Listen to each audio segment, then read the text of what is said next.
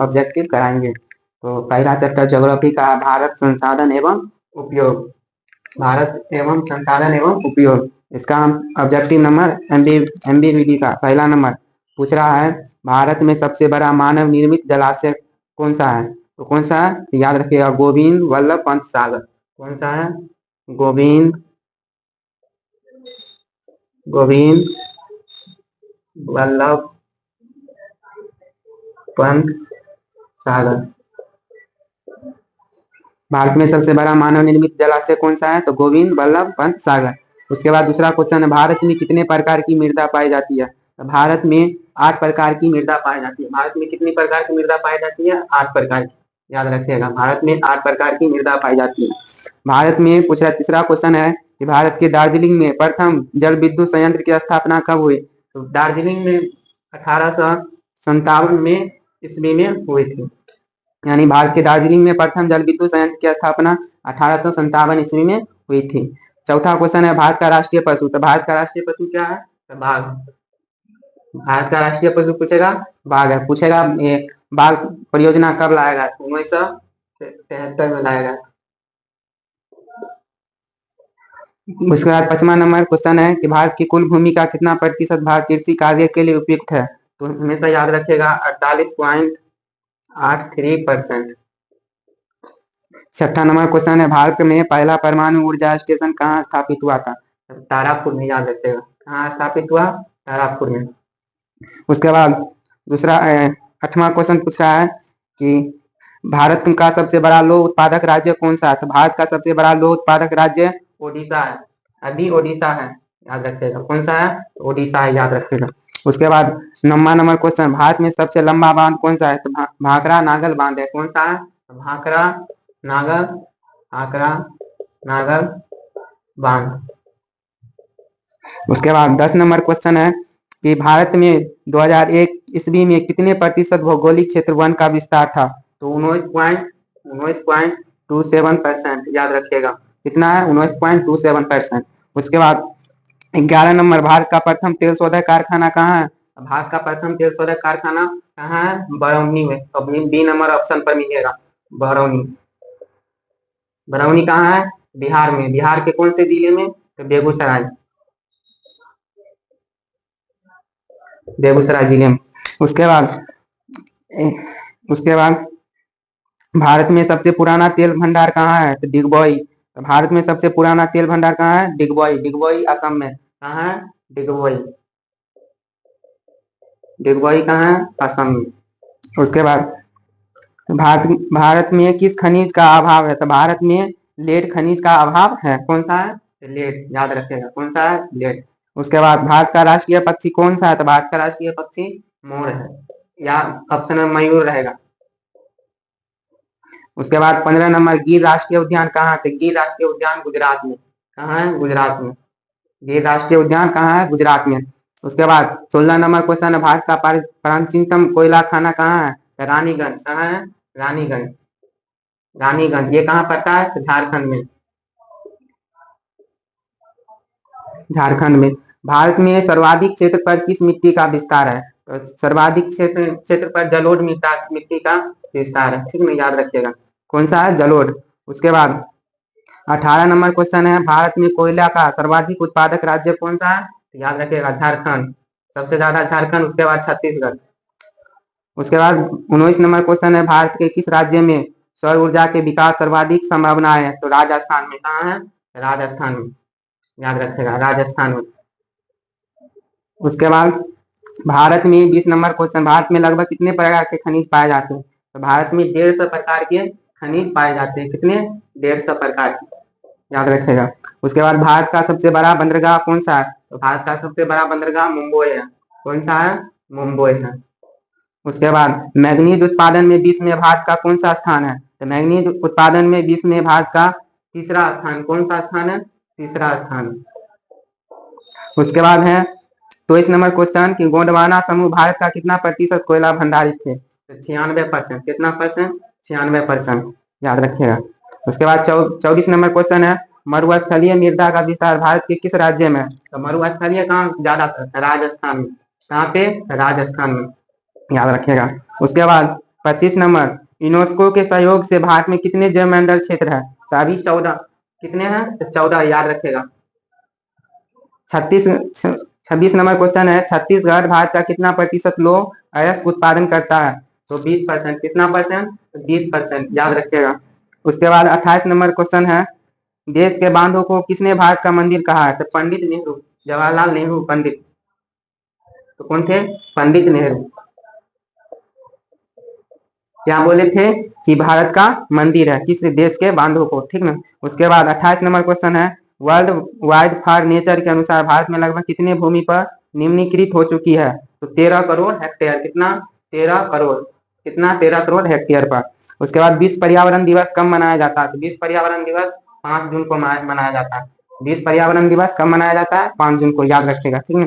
उसके बाद 30 number question है कि भारत का प्रथम परमाणु विद्युत गिरी कहाँ है? तो तारापुर में। कहाँ है? तारापुर में। और एशिया का भी है। कहाँ है? एशिया का प्रथम है तारापुर में विद्युत गिरी। 31 नंबर क्वेश्चन है, मणिकरण भूतापीय ऊर्जा संयंत्र किस राज्य में है? तो हिमाचल प्रदेश में। कहाँ? हिमाचल प्रदेश में। हिमाचल प्रदेश में। हिमा और आंचल, यानी ये याद रखिएगा। मणिकरण भूतापीय ऊर्जा कहाँ है? हिमाचल प्रदेश। किसी देश के आर्थिक खनिज विकास मेरुदंड क्या होता है? तो एक संसाधन होता है। क्या होता है? संसाधन, याद रखिए। उसके बाद 33 नंबर, देश में तांबे का कुल भंडार कितना है? तो देश में तांबे का कुल भंडार 150 करोड़ टन है। कितना है? 150 करोड़ टन। उसके बाद 34 नंबर, बिहार झारखंड में देश का कितना प्रतिशत अबरक का उत्पादन करता है? तो 80%। कितना? 80% अबरक का उत्पादन करता है। कौन? बिहार झारखंड। उसके बाद 35 नंबर, निम्न में से कौन एशिया का सबसे बड़ा परमाणु शक्ति केंद्र है? अभी कौन सा बताए थे? तारापुर, याद रखिएगा। उसके बाद अंतरराष्ट्रीय 36 नंबर क्वेश्चन, अंतरराष्ट्रीय स्तर का व्यवस्थित तरीके से संसाधन संरक्षण की वकालत क्लब ऑफ रोम ने कब की थी? तो 1968 में। कब की? 1968 में वकालत की थी। उसके बाद 37 नंबर, संसार का सबसे कीमती संसाधन किसे माना जाता है? तो संसार का सबसे कीमती संसाधन कच्चा तेल को माना जाता है। किसको माना जाता है? कच्चा तेल को। उसके बाद है 38 नंबर, फाल्टा विशेष आर्थिक क्षेत्र कहाँ स्थित है? तो फाल्टा विशेष आर्थिक क्षेत्र वेस्ट बंगाल। कहाँ पर? वेस्ट बंगाल में। वेस्ट बंगाल में। और वेस्ट बंगाल यानी पश्चिम बंगाल, ठीक ना, याद रखिएगा। उसके बाद है 40 नंबर, निम्नलिखित में कौन पर्वणीय संसाधन है? तो कौन है पर्वणीय? जो ऐसे पर्वणीय जाते हैं यानी प्रवाह करती है नदी। कौन सा? तो नदी। उसके बाद सौर ऊर्जा निम्नलिखित में कौन सा संसाधन? ये हमेशा क्वेश्चन पूछा जाता है। तो सौर ऊर्जा एक नवीकरणीय है। कैसा है? नवीकरणीय। नवीकरणीय। सौर ऊर्जा नवीकरणीय संसाधन है। 42 नंबर में है, पूछ रहा है निम्न में कौन अनवीकरणीय संसाधन? तो अनवीकरणीय जीवाश्म ईंधन। जीवाश्म ईंधन क्या है? एक अनवीकरणीय जीवाश्म ईंधन। उसके बाद 43 नंबर पूछ रहा है क्वेश्चन, किस राष्ट्र का सबसे महत्वपूर्ण संसाधन कौन सा है? तो मानव। किसी राष्ट्र का सबसे महत्वपूर्ण संसाधन कौन है? तो मानव, याद रखिएगा। कौन है? मानव। उसके बाद 44 नंबर, वन्य जीव एवं प्राकृतिक संसाधनों का संरक्षण संबंध भारतीय संविधान के किस धारा में? तो भारतीय संविधान के धारा 21 में, याद रखिएगा। कौन से धारा में? 21 में। शीशम कौन सा संसाधन? शीशम एक जैविक संसाधन होता है। कैसा संसाधन है? जैविक, याद रखिएगा। एग्जाम में ये क्वेश्चन पूछ सकता है कि शीशम कैसा संसाधन है? जैविक। किसका कथन है संसाधन होते नहीं बनते हैं?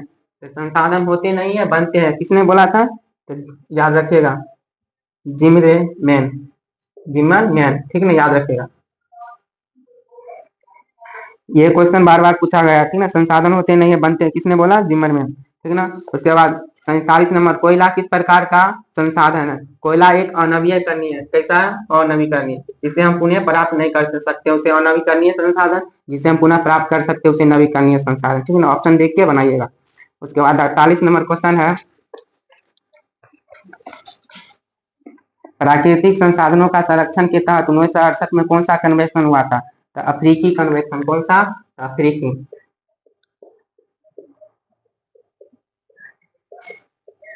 उसके बाद राष्ट्रीय जल नीति भारत में कब लागू हुआ था? तो 2002 में।